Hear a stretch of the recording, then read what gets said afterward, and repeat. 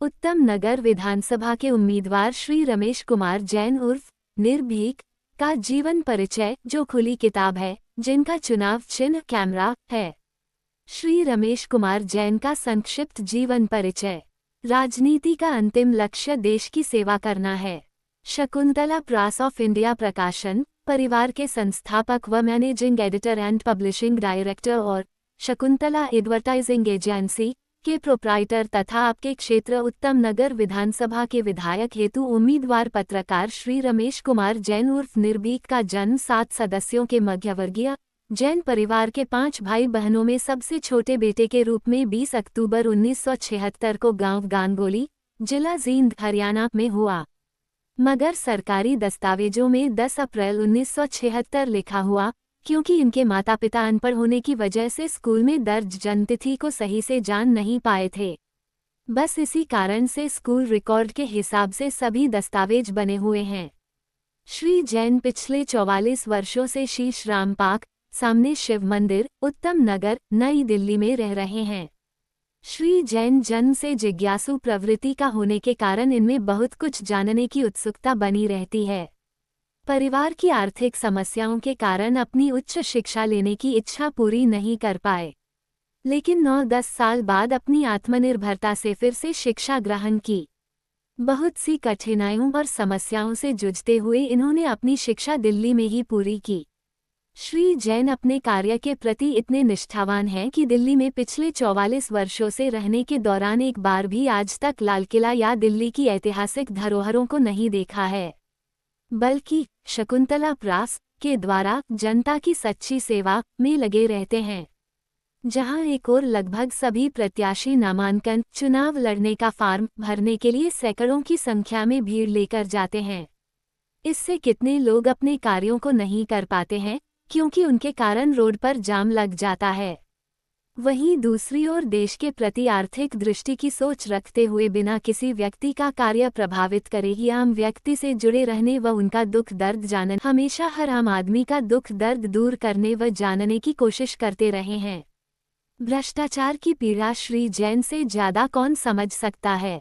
जब श्री जैन लगभग 9 साल की उम्र के थे तब इनकी सबसे बड़ी बहन को ससुराल वालों ने जलाकर मार दिया था और इनके अनपढ़ माता पिताजी से पुलिस के भ्रष्ट अधिकारियों ने कोरे कागजों पर हस्ताक्षर अंगूठा के निशान लगवा लिए थे। भ्रष्ट पुलिस के अधिकारियों ने हत्या को आत्महत्या का केस मुकदमा बना दिया था। तब इनका परिवार किसी राजनीतिक के पास नहीं गया था, किसी ने कुछ नहीं किया। उपरोक्त घटना से इनका दिल बहुत आहत हुआ। तब से इन्हें हर भ्रष्टाचारी या अन्याय करने वाला अपनी बहन का हत्यारा नजर आता है, इसलिए उस पर बहुत सख्ती से पेश आते हैं। उसे एक बार सुधरने का मौका देते हैं और दूसरी बार उस पर कानूनी कार्यवाही करते हैं या अपने समाचार पत्र या आजकल सोशल मीडिया में लिखकर उस पर उच्च कार्यवाही करवाते हैं। माताश्री स्वर्गीय श्रीमती फूलवती जैन और पिताश्री स्वर्गीय रामस्वरूप जैन के दिए अच्छे संस्कारों में इनका पालन पोषण हुआ। परिश्रम करने में इनका कोई सानी नहीं है। इनके कार्य के प्रति दृढ़निश्चय काबिले तारीफ है। आत्मविश्वास से इतने लबरेज है कि इनका आत्मविश्वास देखकर दूसरा व्यक्ति भी आत्मविश्वास से भर जाता है। इन्हें लापरवाही से सख्त नफरत है। अगर कोई लापरवाही बरतता है तो उसे बहुत प्यार से समझाते हुए कहते हैं कि एक हमारी छोटी सी लापरवाही बहुत बड़ी दुर्घटना को अंजाम देती है, आगे से ऐसा मत करना। श्री जैन पुराने हिंदी, पंजाबी व हरियाणवी गानों के सुनने व देशभक्ति पर आधारित गीत सुनने, लघु नाटिकाएं व फिल्में देखने की शौकीन हैं। इनकी सादगी के बारे में बस इतना कहा जा सकता है कि इन्होंने अपनी 29 साल की आयु में पहली बार पिज्जा, हॉट डॉग व सैंडविच खाया है। इन्होंने अब तक सुपारी का सेवन भी नहीं किया है। तब सिगरेट व शराब तो बहुत दूर की बात हुई। इनका कहना है कि जब हर देशवासी अपने देश के प्रति फर्ज व कर्तव्य समझने लग जाएगा, तब हमारा भारत देश सबसे अच्छा व मजबूत देश होगा और फिर से सोने की चिड़िया कहलाएगा। अपना पुश्तैनी किराने की दुकानदारी कार्य को छोड़कर देश व समाज की सेवा करने के लिए पत्रकारिता के क्षेत्र में आए, जबकि इनकी पिछली पीढ़ी का कोई सदस्य इस क्षेत्र में नहीं था और न किसी का पत्रकारिता से कोई वास्ता रहा तथा न वर्तमान की पीढ़ी का कोई सदस्य इस क्षेत्र में है।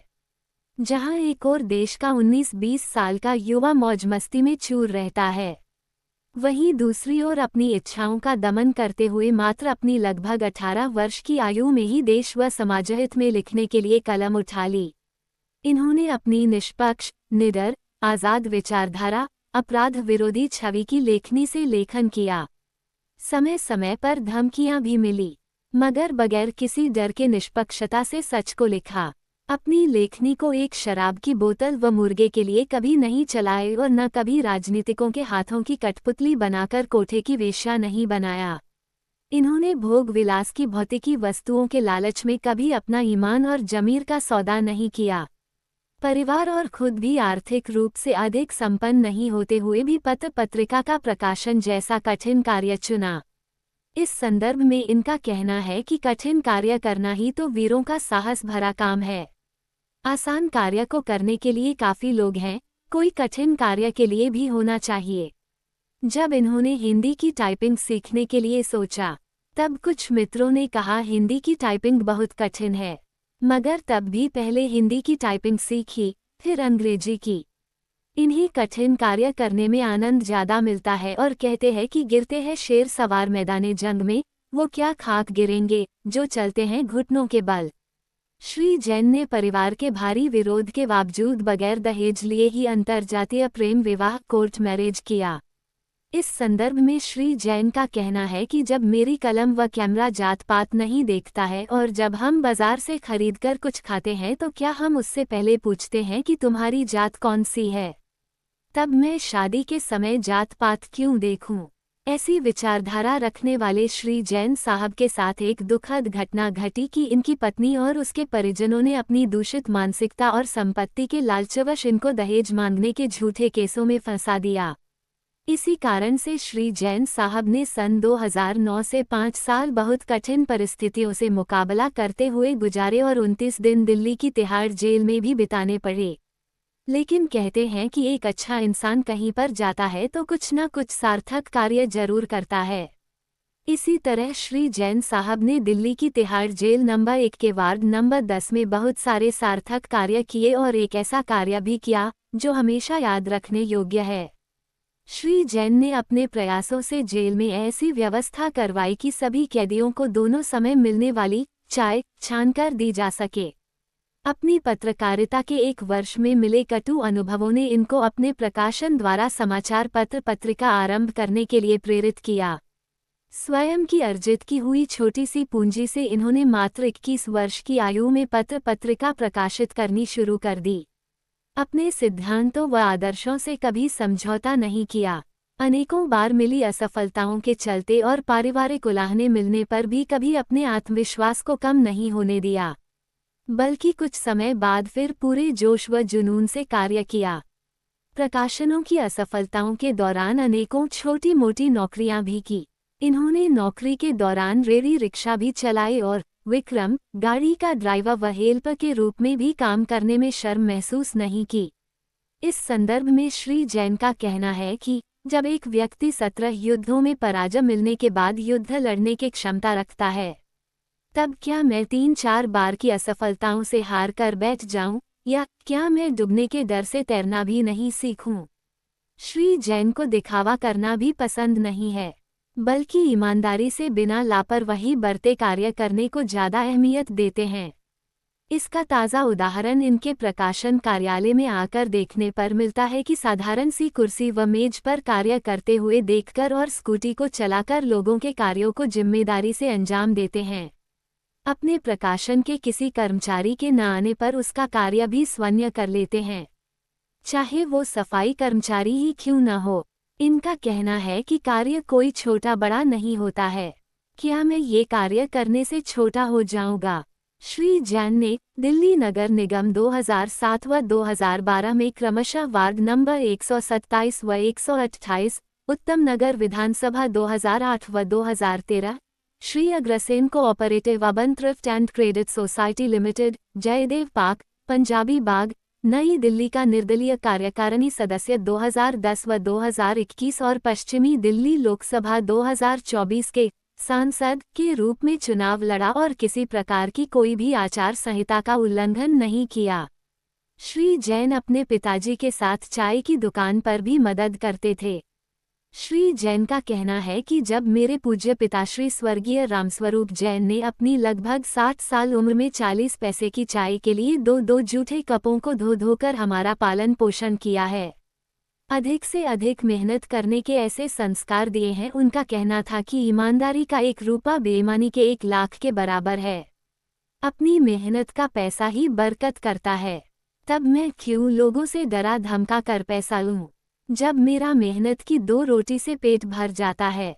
इन्होंने पिछले पश्चिमी दिल्ली लोकसभा 2024 के सांसद के चुनाव में बिन मांगे मिले मोती, मांगे न मिले भीख की कहावत को चरितार्थ करते हुए 971 मत प्राप्त करके राज्य स्तर की क्षेत्रीय पार्टियों में 8वें नंबर पर रहे, जिसमें अनेकों राज्य स्तर की क्षेत्रीय पार्टियों के उम्मीदवारों और निर्दलीयों ने पैसा पानी की तरह से बहाया था। इसके अलावा अनेक कानूनों का उल्लंघन किया था। इस संदर्भ में श्री जैन का कहना है कि मुझे गर्व अपनी 971 वोटों पर कि मैंने वोट के लिए किसी को शराब नहीं पिलाई और न उनको डराया व धमकाया, बल्कि मतदाताओं ने अपनी समझदारी व मेरे विचारों से सहमत होकर मतदान किया। मुझे ऐसी राजनीति नहीं करनी है जिसमें मुझे किसी को वोट के लिए शराब पिलानी पड़े, लोगों को आपस में लड़ाकर उनका रक्त बहाना पड़े और लाशों की सौगत पर कुर्सी हासिल हो। मतदाता अगर मुझे सेवानीति के काबिल समझेगा तो आज नहीं तो कल मुझे मौका जरूर देगा। उनकी आप सभी मतदाताओं से अपील है, अगर आपको लगता है कि मैं तुच्छ सी चीज़ आपके कुछ काम आ सकता हूं, तब निसंकोच चले आना और देखना क्या मैं किसी प्रकार का आपसे भेदभाव करता हूं। मैं यह वोटों की राजनीति के लिए अपना स्वार्थ सिद्ध करता हूं। मैं केवल आपको आपके अधिकारों को लेने के लिए लड़ने हेतु जागरूक करना चाहता हूं। श्री जैन सन 1999 से जीवन बीमा और मेडिक्लेम इंश्योरेंस करने के लिए इंश्योरेंस सेक्टर की भारतीय जीवन बीमा निगम और new India assurance company limited में बतौर एजेंट कार्यरत हैं और इनकी बेस्ट सर्विस देने के कारण इनके पास अच्छी संख्या में कस्टमर हैं। यह अपने सभी कस्टमरों का काम इतनी सावधानी से करते हैं कि किसी कस्टमर को क्लेम मिलने में दिक्कत नहीं होती है। कोरोना काल में अपने कस्टमरों के अलावा सोशल मीडिया पर हॉस्पिटल में कमरा न मिलने की आने वाली पोस्ट पर अपनी टिप्पणी करके अपनी मदद का सबसे पहले हाथ बढ़ाकर जरूरतमंदों को कमरा दिलवाया। मेरा आप सभी मतदाताओं से विनम्र अनुरोध है कि अपना वोट डालने से पहले जिसे अपनी वोट देने जा रहे हैं उस प्रत्याशी का परिचय व विचारों और योजनाओं के बारे में जान लें। अगर आप सही व्यक्ति की पहचान नहीं कर पाते हैं तब यह आपकी गलती होगी। फिर इसका कभी दोष मत देना कि कोई विधायक कुछ नहीं करता है, जब किसी अच्छे व्यक्ति को मौका ही नहीं मिलेगा। श्री जैन आपके अधिकारों के लिए अपनी जान की बाजी लगा सकते हैं। इन्होंने पिछले 44 वर्षों से उत्तम नगर की गली गली की धूल फांकी है। इन्हें इनकी पत्रकार बिरादरी साधु कहकर संबोधित करती हैं। अब फैसला करना आपका काम है कि जीभ का स्वाद शराब खाना व कुछ पैसे 1 दिन का देखना है या 5 साल का सुख का स्वाद लेना है। 1 दिन का दुख उठा लो, 5 साल का सुख मिलेगा। 1 दिन का सुख देने वाला 5 साल तक दुख देगा। मैं ऐसे परिश्रमी, लगनशील, जुझारू, स्वच्छ छवि एवं जनसेवा के प्रतीक और ईमानदार व्यक्ति और इनकी सच लिखने वाली लेखनी को शत शत नमन करती हूं और शुभकामनाएं देती हूं कि श्री रमेश कुमार जैन उर्फ निर्भीक अपने कार्यों के उद्देश्यों में एवं उत्तम नगर विधानसभा के विधायक के रूप में आकर जनसेवा करते हुए नए समाज, नए देश की संरचना करने का दृढ़संकल्प पूरा करने में सफल हों। प्रस्तुति शीना सिंघानिया, राजस्थान।